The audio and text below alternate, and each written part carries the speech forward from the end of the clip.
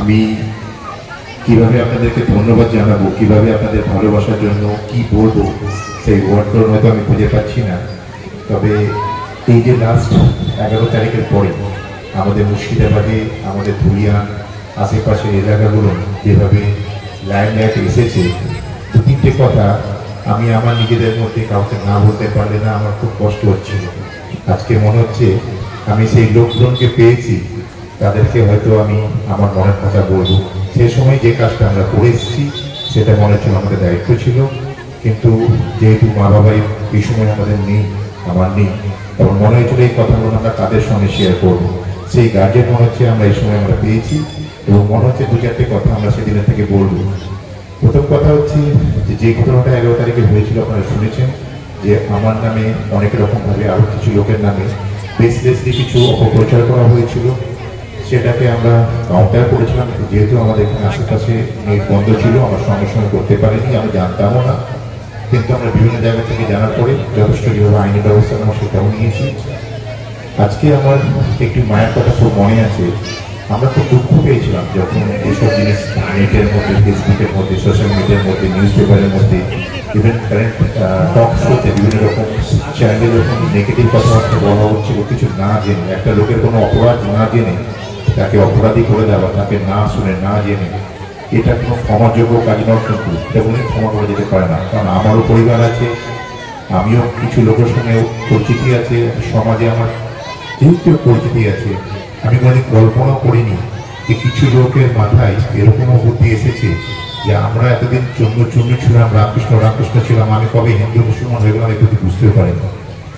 কি স্বার্থে, কি জন্যে এসব কিছু করার কি উদ্দেশ্য ছিল আমরা কিছু জানি না, কিন্তু মনে হয়েছে যে এক ধরনের বিষ ফোটার একটা মানে একটা প্ল্যান, মানে একটা ব্যাড মোটিভ বলতে পারে, যেটা লোকে চেয়েছিল যেটাকে এ করে। যাই হোক, যেটাই হয়েছে খুব দুঃখিত এই ব্যাপার নিয়ে। আমার তো মায়ের কথা খুব মনে পড়েছিল। মা বলেছিলেন যে সমাজে যদি প্রতিষ্ঠিত হবি আর তোকে নিয়ে কেউ ক্রিটিসাইজ করবে না, তাহলে তুই সে জায়গায় পৌঁছতে পারিস না।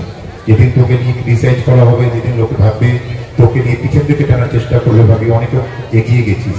তো মা বাবার আশীর্বাদের জন্যই আজকে আমি এখানে এসেছি। আপনাদের শিক্ষা, দীক্ষা, ভালোবাসা, এসব জিনিস যে আপনাদের কাছ থেকে আমরা পেয়েছি সেটা ভোলার নয়।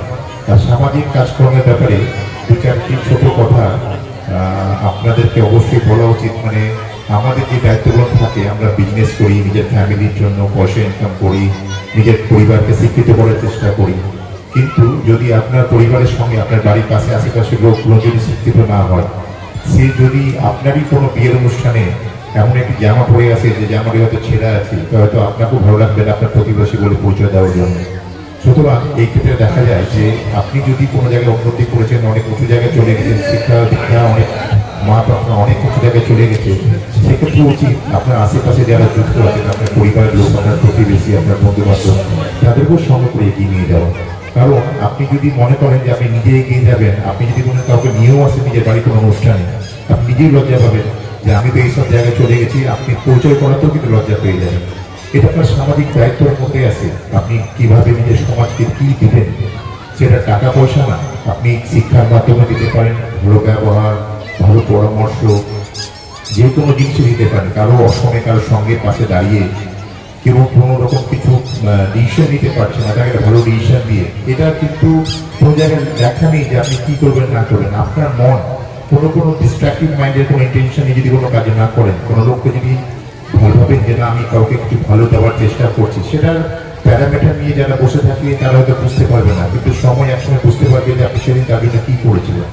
কাউকে মোটিভেট করা, কেউ যদি কোনো ডিসিশন আছে তার সঙ্গে দাঁড়ানো, তাকে গাইড করে দেওয়া, এই সময় দেখবেন খুব ভালো কাজের মধ্যেই আছে। যাই হোক, আপনাদের আজকে এই অনুষ্ঠান থেকে আমি স্পষ্ট আসিনি, আমার মনের যেটা কথা ছিল সেটা বলেছি। আমি আবার এই মঞ্চ থেকে সবাইকে বলছি, জানতে অজান্তে যদি আমি কোনো ভুল করে থাকি তার সবার সাথে ক্ষমা চেয়ে নিচ্ছি, কিন্তু আমার ইন্টেনশন পজিটিভ এবং কিছু নেই যে কারোর মধ্যে এসব কোনো কারো ক্ষয়ক্ষতি করার ইন্টেনশন আমাদের মধ্যে নেই, আমাদের দিনের মধ্যেও নেই। তো যদিও আপনাদের প্রতি এত ভালোবাসা পেয়েছি, আপনাদের এলাকার থেকে যে কোনো রেকমেন্ডেশন আসবে যে কোনো ব্যাপারে আমি তাদের সঙ্গে দাঁড়িয়ে থাকবো, সেটা শিক্ষার ব্যাপারে হোক, সেটা সামাজিক ব্যাপার হোক, যে কোনো ব্যাপারে হোক। আপনাদের সবসময়ের জন্য রাত্রি দুটোর সময় যদি ফোন আসে, আমি আশা করি আপনাদের জন্য পাশে এসে দাঁড়াবো। এটা আমার কমিটমেন্ট আছে এবং আমি কমিটমেন্ট করে কখনো পিছু হয়নি, এটা আমার ব্লাডে আছে। Thank you.